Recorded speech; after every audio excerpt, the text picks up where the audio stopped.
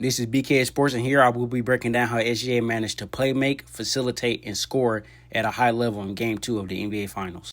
With SGA having a subpar Game 1, he wanted to come in and establish himself as a playmaker first. So him and Dort get a high screen and pop going quick. Indiana does such a great job of going over screens. Look how Turner squeezes into the middle, stopping that middle drive. And look at Siakam, how he's in drop on the pick and pop because he knows that SGA is going to try to snake to that right side to get it by himself. But they do not do a good job of protecting their three. All eyes are focused on SGA. Since Siakam gambles on SGA, he's in no man's land and leaves Dort wide open for the open three. This is way too easy. Here you have a high seal by Case and Wallace. Getting Halliburton in action, this is one thing they excelled at in Game 1, right? Getting Halliburton in action, SGA gives him that little shoulder bump, rises up over him. Way too easy. No explanation, just pure MVP basketball. So here we have Jalen Williams on the ball. As you can see, Miles Turner slides over, protecting that middle drive. With Chet being on the wing, there's no rim protection down low, so Turner has to slide over to stop that penetration. Miles Turner forces a ball pickup. Nembhard tries to read the pass, leaves SGA for a wide open three. Bang him. Thomas Bryant has entered the game. You want to get him one-on-one with the SGA so you get that high ball screen going, sealing Neesmith. SGA has so many options here. He can rise up. He can draw the foul since Bryant has his hands out, or he can give it to Chet on the wing. Chet pump face, gets McConnell on the air, doesn't want the drive, shoots a three, bang him. This is one of my favorite plays SGA made all night. You get this double drag going with Hartenstein and Chet. Hartenstein roll, Chet pops. Look at Siakam on this play. He's so lost. SGA blows right past Bryant. Could have easily laid this up. Finds Chet for the open three. Bang him. Easy. I really love Mathurin on SGA in Game 2, even though he was getting cooked. Look how squared up Mathurin is, though. Look at what SGA is going to hit him with. Multiple in and outs, opening up his hips. Mathurin just isn't budging. But SGA, good defense, better offense. Mama, there goes that man. SGA is so amazing when he knows there's no real big man in the game, right? Denies the screen right here. He knows there's no real big man in the game, so he instantly goes downhill. Plants that foot. That's great body control. Finishes strong at the rim and one.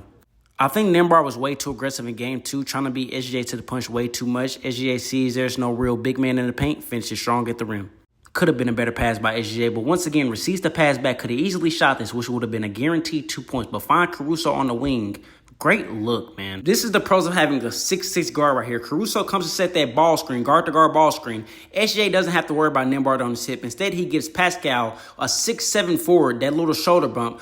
First hand on the backboard wins. SGA can match Pascal in length. That's why he won. I think OKC has done a great job establishing positioning on screens, making sure Indiana doesn't go over any of them. SGA has been splitting a lot of hedges in this series, and that's simply because when Turner hedges, he doesn't hedge to lead to the strong side defender. So the middle is always open, and SGA sees that. And once he sees that, he controls his pace. Pascal slides over. Neesmith plays tag. Jalen Williams wide open for the three. I don't know what Halliburton is doing on this play, so let's break it down. He confuses me a lot on hedges. It looks like Halliburton tried to slide over to hedge to stop SGA from going to that right wing. And also, I think he thought that the ball screen was coming from Case and Wallace, so he hedges to help Nembhard because he knows Nembhard most likely won't get fully over that screen. SGA reads that, slides the pocket pass to Case and Wallace. Case and Wallace floats, easy bucket. That's a great read. Indiana's POA defenders are realizing fast that SGA is not Brunson. This is a totally different animal. Look how he just pushed Neesmith to sleep right here, right? Rocking him back and forth, giving him that little shoulder, step back, rises up over him. This is so nasty. He's the best scorer in the league. I'm SGA. I'm feeling it. Guess what? Give me the ball and get the hell out of my way. Okay? Hartenstein, come over here. I want Turner. Let's dance, big boy. All right. Let's seal Siakam. Turner wants to stay in drop coverage.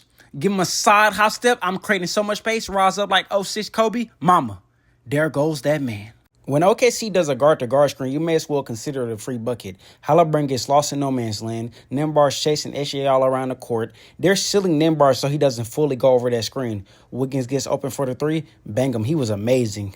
This is SGA telling Mathurin he's too little. I'm bigger than you. I'm better than you. Rick Carlisle, get him off of me. The goal isn't to move him. The goal is to take his length away as much as possible. Rodgers up over him, tells Mathurin he's too little. Wiggins lifts, Chet sets his down screen. Wiggins gives SGA this mini ball screen. Now SGA has the top of the floor by himself. He crosses over, gives Shepard that slight forearm push, rises up over him, easy. Chet sets his down screen for SGA to get freed up. Now Chet's telling Jalen Williams, hey, go set the guard-to-guard screen. Probably knowing that Brian's telling Mathurin, hey, a screen is coming, but it's not. SGA gets in front of Mathurin, takes the contact, and one.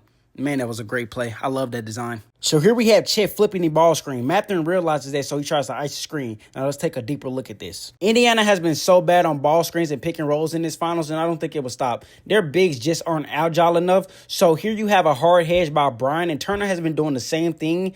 SGA splits this, going towards the middle. I don't know why they're not trying to force him baseline into that strong side help. I'm so confused why. Because right here in the middle, he has so many options. And now that SGA just broke the ice in hedge, you have to send a third defender. Now that you send a third defender, somebody's open. Johnny Furphy leaves Alex Caruso wide open for the three. Alex Caruso makes him pay. That's game. OKC, different.